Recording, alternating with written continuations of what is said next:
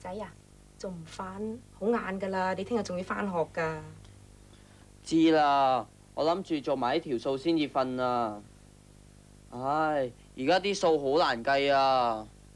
嗱，咁做一陣間添就好瞓啦吓。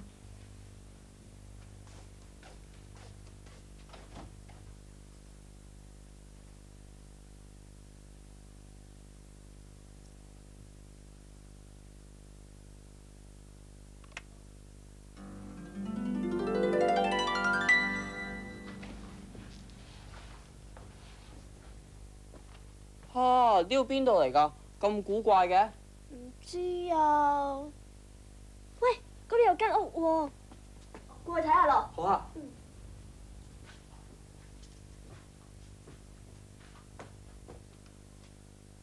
咦？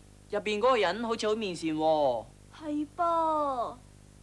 啊，我記得啦，好似係老師介紹過嗰個瑞士數學家尤拉啊。係啊係啊。小朋友，你哋估得一啲都冇錯。我諗你上堂嘅時候一定係好留心噶啦。姐姐啊，呢度係咩地方嚟㗎？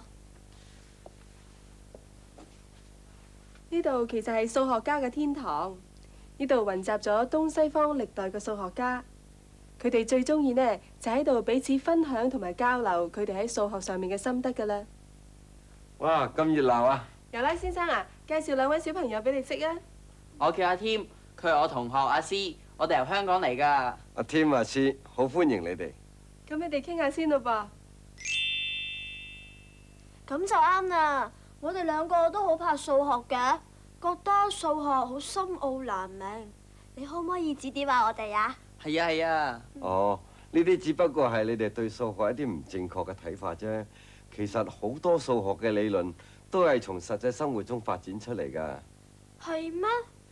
係啊，如果你哋識得欣賞到數學嘅一啲有趣嘅規律，就會發覺數學都唔難明嘅。數學嘅規律？係啊，不如等我先舉一啲例，係你哋都接觸同埋經歷過嘅嚟講啊。當你返屋企開大閘嘅時候，閘下邊嘅轆所經過嘅路線係一條咁嘅曲線嚟嘅。當小朋友打千秋嘅時候，佢個腳尖所經過嘅路線係咁樣嘅。係喎。真係冇留意到添。所以喺生活點滴中，數學家就發現咗點嘅移動嘅規律，其中好多仲係啲好得意嘅曲線嚟㗎。好多，舉啲例子嚟聽下。好啊，嗱，你哋睇下呢個小朋友踩嘅單車，喺車轆側跟有一盞燈仔嘅。當單車向前駛嘅時候，咁你哋估下車轆上盞燈會係點樣移動嘅呢？等我諗下先。我估計係一條曲線嚟嘅。車轆係一個圓形，反光標誌可以用呢點代表。當車轆轉動嘅時候，由點得出嚟嘅係一條咁樣嘅曲線，啱唔啱啊？冇錯啦，我哋叫呢種曲線做旋輪線，英文叫做 cycloid。有人發現咗，如果將一條旋輪線反轉，截開一半，咁樣沿住旋輪線滑落嘅物件所費嘅時間係最少嘅。你哋中國人早就已經知道呢個道理啦，所以有好多建築物嘅屋頂，好多時候係根據旋輪線而起成嘅。咁樣就可以令到雨水滑落得最快啦。哈！我哋中國人真係好聰明喎。其實點按住規律移動，佢得到好多有趣嘅圖形嘅，好似呢個例咁。當一個圓喺另一個固定嘅圓外面滾動，等我哋睇下一點喺滾動嘅圓周上面所走嘅路線啦。如果兩個圓嘅半徑係一樣嘅，亦即係半徑嘅比係1比1，咁外面個圓嘅圓周上一點移動就會沿住一條咁樣嘅曲線走嘅。我哋叫佢做外擺線。但係如果滾動嘅圓嘅半徑同固定嘅圓嘅半徑係1比2，咁圓周上面嘅一點滾動嘅時候就得到一條咁樣嘅外擺線啦。如果滾動嘅圓嘅半徑同固定嘅圓嘅半徑係1比3，咁呢一點移動嘅時候就會得到咁樣嘅外擺線啦。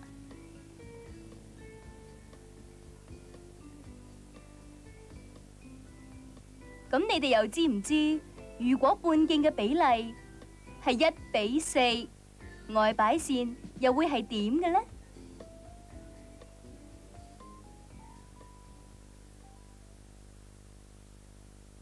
哇，好得意喎！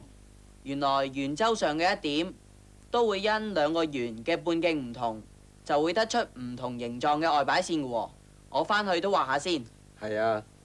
咁如果滾動嘅圓唔係喺外邊，而係喺裏邊滾動，咁點嘅移動又會係點嘅呢？你問得好好噃，等我哋一齊嚟睇下。如果呢個小圓，佢嘅半徑同大圓嘅半徑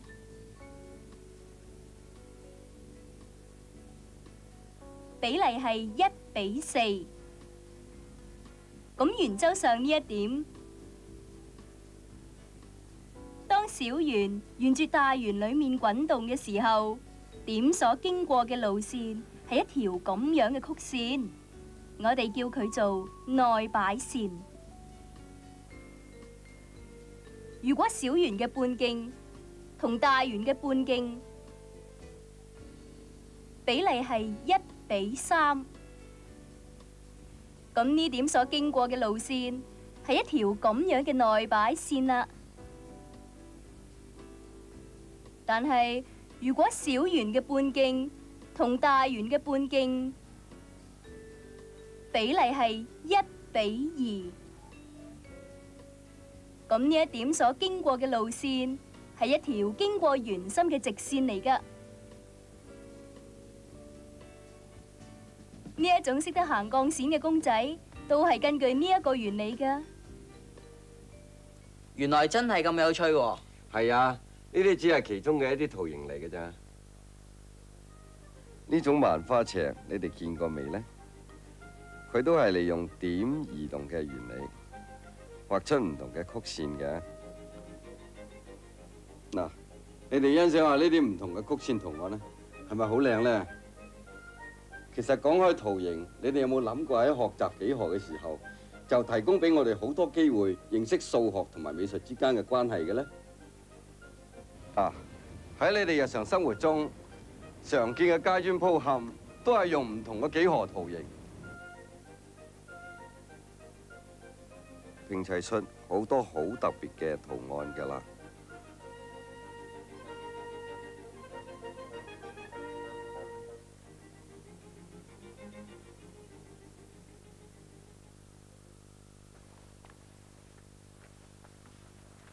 你哋再嚟欣賞下呢啲作品啦。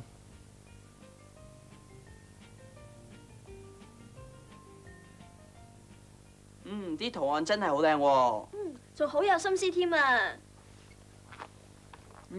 我中意呢一幅由雀仔組成嘅圖案啊。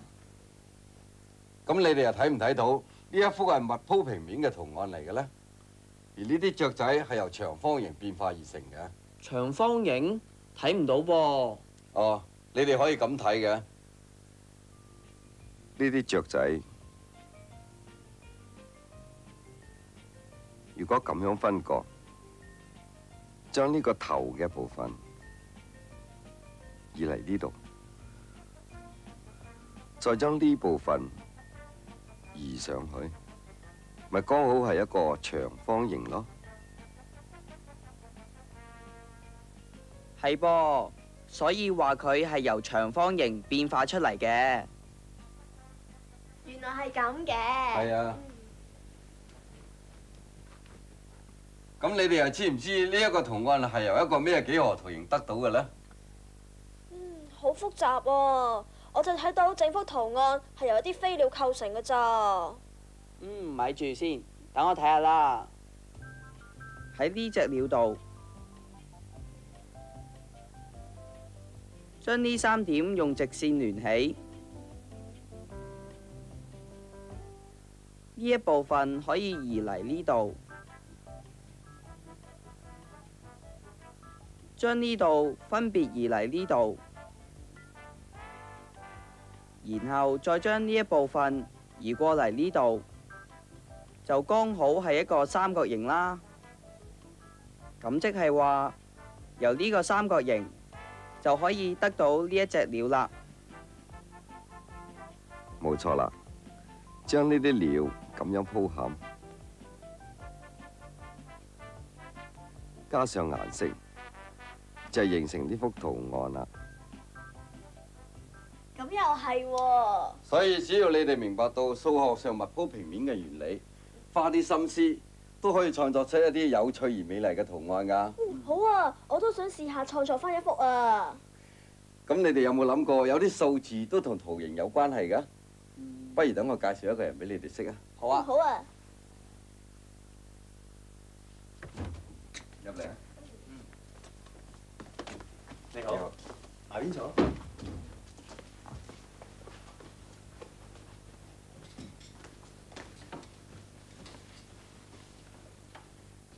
呢位就係我哋同道中叫做數學王子嘅高斯啦。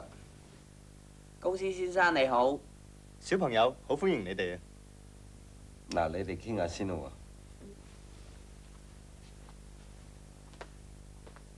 我哋真係好想知道啲數字咁枯燥，點解你對佢哋都會有咁大嘅興趣嘅？唔講就唔知咋。好多時候，如果我哋留心觀察啲數字嘅規律，就會發現一啲好得意嘅結果㗎。呢啲就係其中最大嘅樂趣啦。樂趣？你哋跟我過嚟啊！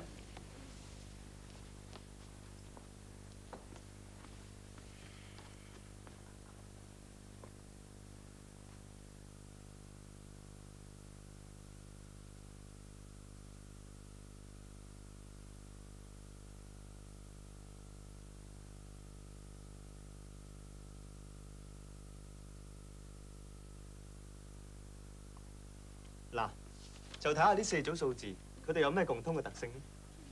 睇下先。我知啦，第一組係連續嘅整數，所以相鄰兩數嘅差都係1啦。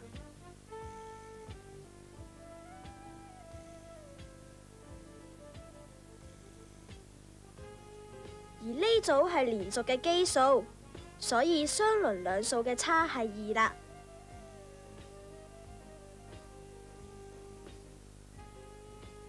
我都知啫，喺呢組度，相鄰兩數嘅差係3咯。而呢組呢，相鄰兩數嘅差就係4啦，都係常數噃。冇錯啦。咁而家等我哋先睇下呢組數。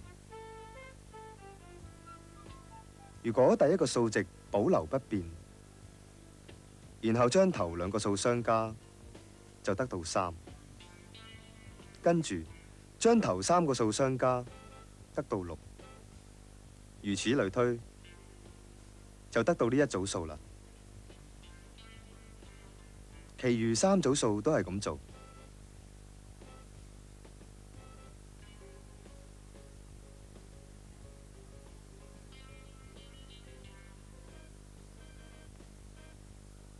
咁佢哋又有啲咩特性呢？我哋淨係學過呢組數啫喎，佢哋係三角形數嚟嘅，英文係 triangular numbers，係可以用三角形嚟表示嘅。1係最細嘅三角形數，假如用呢一點代表，咁第二個三角形數係3，用呢一個三角形嚟表示，即係1加2。第三個三角形數係6，用呢一個三角形嚟表示，即係1加2加3。第四個係10，用呢一個三角形嚟表示，即係1加2加3加4。第五個係15，用呢一個三角形嚟表示，即係1加2加3加4加5。喺呢一度睇到呢一條式係代表第五個三角形數嚟嘅，所以要得到第 n 個三角形數，即係要將 n 咁多個自然數加埋啦。唔錯啊！你對三角形數掌握得幾好啊！咁有啲咩例子係同三角形數有關係嘅呢？有啊！我哋玩嘅波子棋，棋盤上嘅波子數目係三角形數嚟嘅。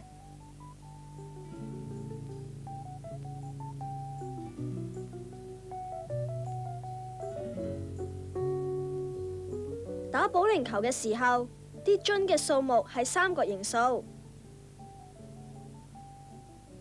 咁打桌球嘅時候，啲紅色波嘅數目都係嘅噃。喺公司度，啲洋酒又會一樽樽咁樣擺成三角形嘅。好叻噃！其實呢種擺法係叫做三角朵，係三角形數嚟嘅。咁樣擺成三角形有咩好處啊？有嘅。啲洋酒咁樣擺，唔單止係美觀、整齊、慳地方，而且統計上嚟方便好多㗎。喺度，只要知道呢度有幾多行，就可以知道洋酒嘅數量㗎啦。好似呢度咁，有5行，咁即係第5個三角形數啦，亦即係一共有15支洋酒啦。哦，原來係咁嘅。嗱，頭先我哋只係睇咗4組數嘅其中一組，其餘嘅都可以用圖形嚟表示㗎。哦，係點㗎？係咁嘅。呢一組每個數都係平方數嚟嘅。假如用呢點代表1，咁4可以用呢個正方形表示，9可以用呢個正方形嚟表示，如此類推，可以用呢啲正方形嚟表示嘅。所以呢組數叫做正方形數，英文係 square numbers。而呢組呢，可以咁做嘅：1、5、12、22、35。咦？即係每個數都可以用五角形嚟表示嘅噃。係啦，所以呢組數叫做五角形數，英文係 pentagonal numbers。俾我試下做呢組數啦，1、6、15、28、45，每個數都可以用六角形嚟表示嘅。所以呢組數係叫做六角形數，英文係 hexagonal numbers。好得意噃！原來數字同圖形都咁有關係嘅。係啊，只要多啲留心觀察，會發現好多有趣嘅數學規律㗎。今日真係多謝晒兩位啦，教咗我哋咁多有關數學嘅規律，同埋令到我哋興趣大增添啊！時候都唔早啦，我哋要走啦。拜拜。好，拜拜。拜拜。